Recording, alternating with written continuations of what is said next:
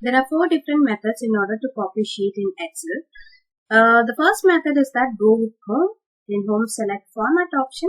In Format, click on this Move or Copy Sheet. This particular dialog box appears. Just click on this Create a Copy and then give OK. Once you give OK, you can see this is the original sheet and this is the sheet which is copied. Now you can even see that the content has been exactly copied. Second method is that just select the sheet that you need to copy.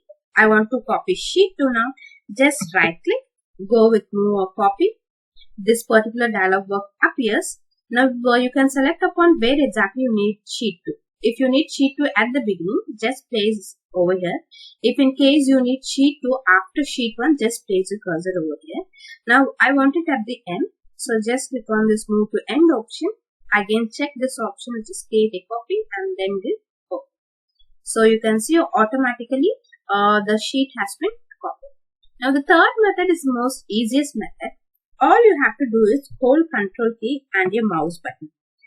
Now you can see that the shape of the cursor has been changed. Now just drag and drop wherever you want the sheet to be copied. If in case you need at the beginning, just place it over here and just leave your mouse button.